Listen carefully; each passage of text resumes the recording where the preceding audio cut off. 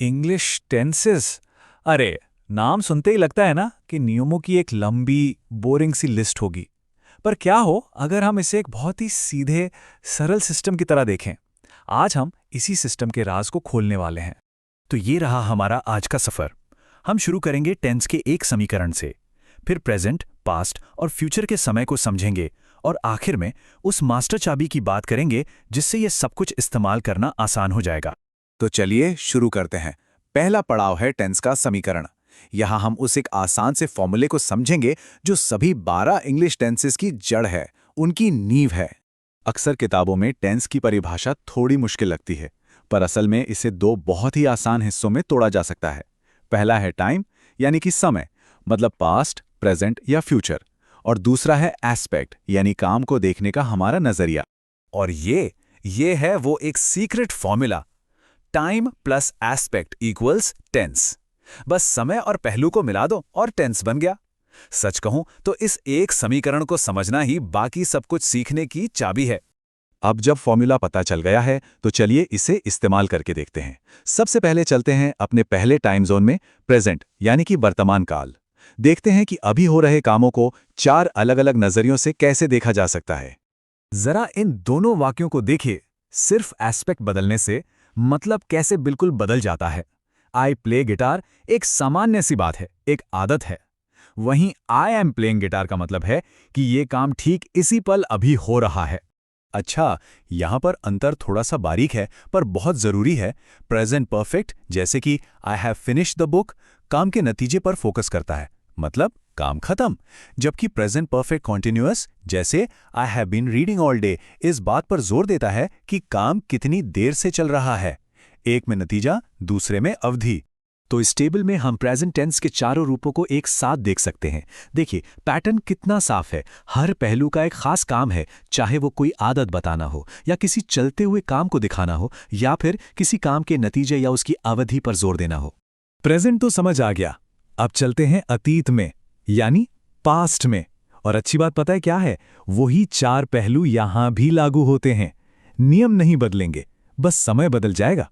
ये एक बहुत ही अच्छा उदाहरण है। ही कॉल्ड मी, मतलब अतीत में एक काम हुआ और खत्म हो गया।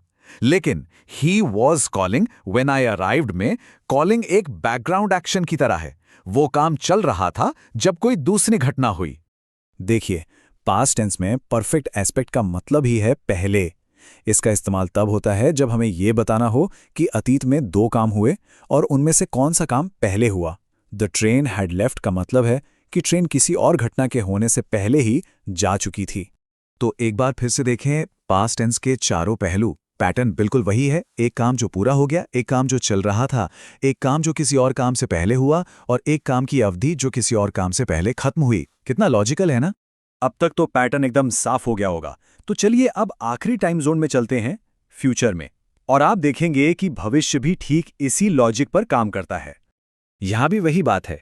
I will write the email एक सीधा सा वादा है, पर I will be writing emails tomorrow एक कल्पना है, एक तस्वीर है कि कल किसी समय ये काम चल रहा होगा, आप उस काम के बीच में होंगे।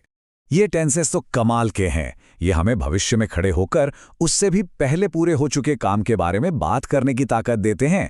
जैसे she will have graduated by June का मतलब है कि जून आने तक ग्रेजुएशन का काम पूरा हो चुका होगा। और ये रही हमारी पूरी तस्वीर। प्रेजेंट, पास्ट, फ्यूचर, तीनों में एक ही सिस्टम, एक ही लॉजिक काम करता है। सिंपल, कंटिन्यूअस, परफेक्ट और परफेक्ट कंटिन्यूअस। हर समय के लिए एक ही ढांचा। देखा कितना आसान है? ठीक है, तो थ्योरी तो समझ ली, पर इसे असल जिंदगी में इस्तेमाल कैसे करें? चलिए अब उस मास्टर की, उस चाबी की बात करते हैं जो इस सारी जानकारी को एक प्रैक्टिकल स्किल में बदल देगी। इसे इस्तेमाल करने का एक बहुत ही सीधा सा तरीका है, बस ये 3 स्टेप्स। स्टेप 1, समय पहचानिए, पास्ट, प्रेजेंट या फ्यूचर। स्टेप 2, नजरिया चुनिए, क्या काम सामान्य है, चल रहा है, पूरा हो चुका है या कुछ देर से चल रहा है। और स्टेप 3, बस दोनों को मिला दीजिए और टेंस बना लीजिए। और ये रहे कुछ हैक्स, कुछ शॉर्टकट्स जो हमेशा काम आएंगे।